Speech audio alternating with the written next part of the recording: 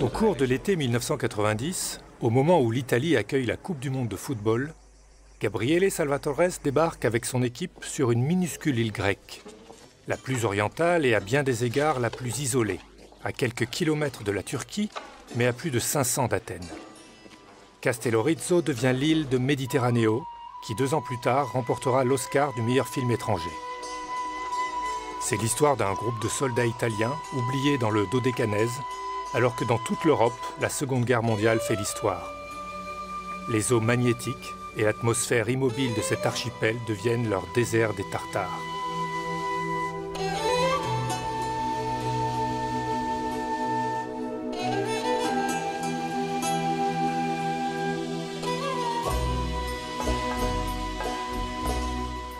Quand ils sont venus ici pour tourner le film Mediterraneo, ils étaient entre 40 et 50 personnes. Et quand ils avaient besoin de quelque chose, ils allaient chez mon grand-père car il parlait bien l'italien et il pouvait les aider.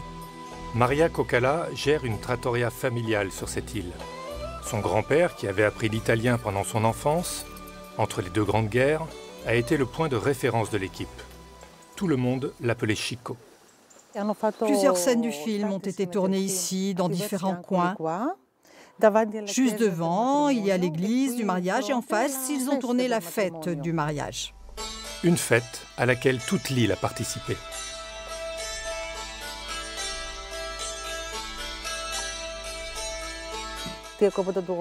Avant de tourner une scène, Diego venait boire un verre d'ouzo et puis il repartait. Il était dans la réalité, tout comme dans le film.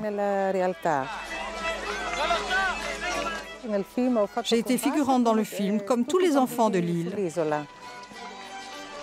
Me voici petite figurante, Vanna Barba, Vassilissa, Diego, mon grand-père Chico. Ici, il y a des habitants de Castellorizzo. Et là, c'est quand Giuseppe Sederna est revenu sur l'île pour la première fois après tant d'années. Cet été-là, Castellorizzo changea à jamais, mais sans en être bouleversé. Toutes les chambres étaient pleines, même les maisons. Des maisons entières ont été mises à disposition. À l'époque, le tourisme était peu développé. En revanche, après le film, l'île est devenue célèbre. Avant même, les Grecs ne savaient pas où se trouvait Castellorizzo. Mais notre île ne peut pas accueillir autant de touristes. Elle n'a pas la force de devenir comme Mykonos, par exemple. Elle n'a pas beaucoup changé. La différence, c'est qu'il y a de nouvelles maisons. Les Italiens ont appris à aimer l'île et ne viennent plus seulement pour une semaine de vacances. Ils restent ici 2 ou 3 mois. Le lien entre la Grèce et l'Italie existe et résiste. Parmi les Italiens charmés par Castellorizzo, il y a Massimo Paridizzi, originaire de Turin. Je possède une maison ici, à Castellorizzo, depuis environ 18 ans. Mais j'ai découvert cette île il y a 20-25 ans. Bien sûr, nous les Italiens l'avons connue en venant voir l'endroit où le film Mediterraneo a été tourné. Nous sommes arrivés comme touristes et nous sommes tombés amoureux de l'île, de son climat, de l'eau chaude, de la mer de Castellorizzo et nous avons décidé de rester ici. Une chose amusante que l'on m'a racontée, en 1990, il y avait la Coupe du Monde. Le soir, l'équipe de tournage, ils étaient 52, ils allaient tous ensemble dans un restaurant pour regarder le match. Les lieux de tournage du film ne cessent d'attirer des passionnés de tous âges, comme Matteo Mangili, un Génois qui, après un long voyage de l'Asie centrale à la Turquie, a décidé de s'arrêter ici. Et c'est ici, à Castellorizzo, qu'il a imaginé une sorte de parcours idéal sur les traces de Méditerraneo. Cet endroit, c'est peut-être celui que tous les Italiens passionnés du film, lorsqu'ils arrivent ici, parviennent à identifier et à reconnaître, parfois même alors qu'ils sont encore sur le bateau.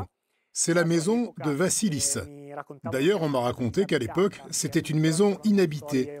Il y avait même des histoires un peu mystérieuses, selon lesquelles elle était hantée par des fantômes. Cette maison constitue une première étape idéale pour les passionnés de cinéma qui viennent en pèlerinage à Castellorizzo. Et dès que je suis arrivé ici, je suis évidemment allé voir si Vassilissa était à la maison.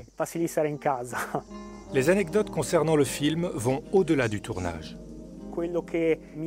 Ce que j'ai aimé dès le début, c'est d'avoir pu comprendre l'impact du film Mediterraneo sur Castello-Riso.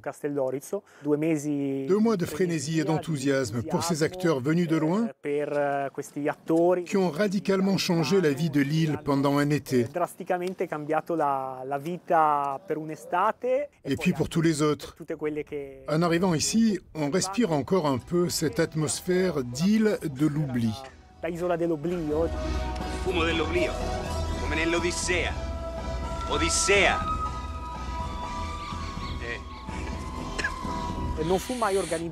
Aucune projection n'a jamais été organisée ici sur l'île, du moins dans les premières années qui ont suivi la sortie du film.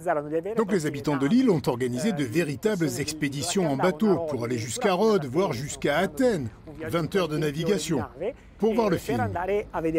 Et une fois arrivés au cinéma, ces pauvres gens étaient souvent chassés de la salle, car dès qu'apparaissaient des scènes où l'on voyait les figurants, c'est-à-dire les habitants de l'île, ils commençaient à s'exclamer à haute voix « Regarde, il y a mon cousin, regarde, je suis là !»